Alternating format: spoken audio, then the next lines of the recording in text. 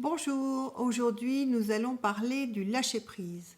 Le lâcher-prise, on l'a déjà abordé dans de précédentes vidéos, mais de façon un peu superficielle. Donc là, nous allons approfondir le sujet et ça fera l'objet d'ailleurs de 2 vidéos.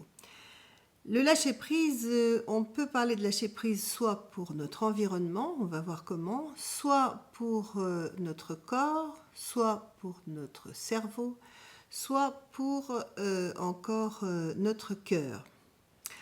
Évidemment, souvent tout se tient, mais commençons d'abord par l'environnement. Il est intéressant de se poser la question, est-ce que j'ai un environnement qui me plaît? Est-ce que la maison ou l'appartement dans lequel je vis me plaise vraiment? Est-ce que j'y suis bien? Est-ce que dans la mesure du possible, je peux en changer? Et si oui, pourquoi j'ai envie d'en changer? Est-ce que j'ai envie d'avoir un bout de jardin, avoir un peu de verdure? Est-ce que c'est dans mes possibilités financières?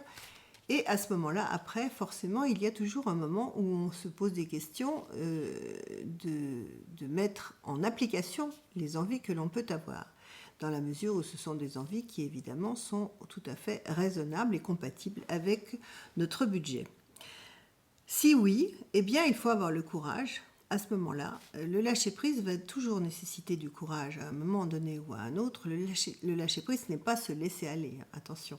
Mais c'est justement prendre sa vie et son corps et son cerveau, tout ça, prendre tout ça à bras-le-corps et se dire, bon, qu'est-ce que je fais là maintenant, hein? Est-ce que donc je suis bien dans cet environnement? Est-ce que je peux en changer? Et si je peux en changer, je mets la chose en route. S'il s'agit de votre bureau, et c'est peut-être aussi intéressant de savoir si vous avez par exemple expérimenté le télétravail, est-ce que c'est intéressant que je continue à travailler dans le bureau que j'ai actuellement? Est-ce que j'aurais besoin d'en changer? Est-ce que ce serait possible que j'en change? Etc. etc. Donc là encore, s'interroger sur l'espace dans lequel nous évoluons, tant sur le plan personnel que sur le plan professionnel. Quand on parle d'environnement, on parle également des objets. Est-ce que les objets qui m'entourent sont des objets que j'ai réellement choisis? Très souvent, nous héritons d'objets, de bibelots, de gravures, de tableaux, de nos parents, de grands-parents, de famille, et puis nous avons ça, un peu comme un poids assez lourd. Je vous parle en connaissance de cause car j'ai hérité de beaucoup de choses de mes parents, et jusqu'à un âge avancé, c'est-à-dire le mien, j'ai gardé beaucoup de choses comme ça, par tradition, par respect, par paresse peut-être aussi, hein, parfois. Donc Marie Kondo, cette japonaise qui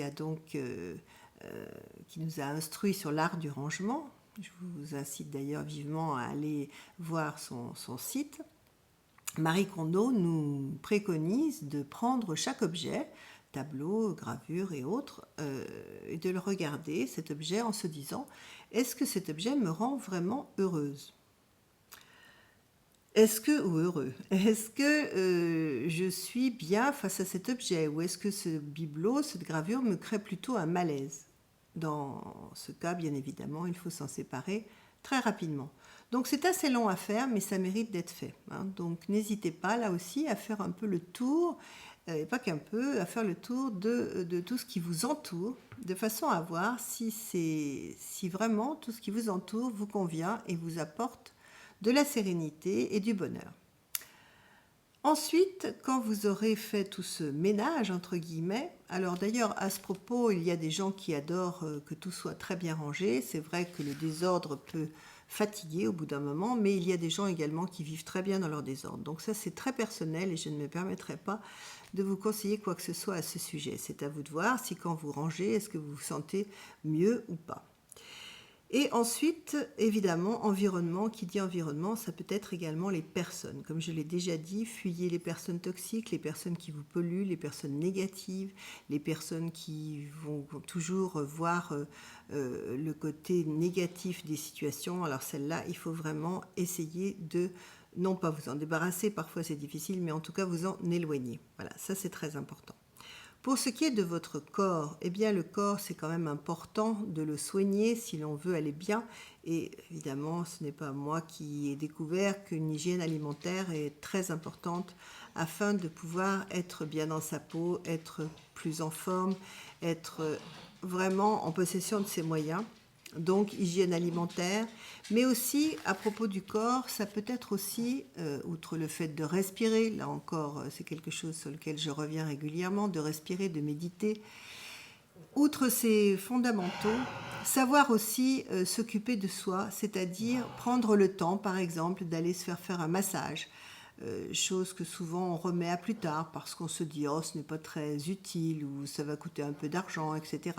Or, si ça fait du bien, si c'est quelque chose qui vous relaxe, qui vous détend, il faut vraiment le faire. Ça peut être aussi d'aller chez le coiffeur, d'aller chez l'esthéticienne pour une femme, mais ça peut être aussi d'aller, homme ou femme, chez l'ostéopathe. Ça peut être, voilà, toutes ces choses qui vont faire que on va s'occuper de nous, de soi, en cherchant vraiment un plus grand bien-être. Voilà, il n'y a pas de honte à se faire du bien. Voilà, ça c'est vraiment quelque chose d'important.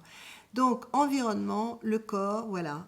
Essayez de revisiter un peu tout ça pour voir ce que vous pouvez améliorer. Et dans la prochaine vidéo, nous parlerons du lâcher-prise au niveau du cœur et de la tête. Voilà, à bientôt. Je vous souhaite une bonne semaine. Au revoir.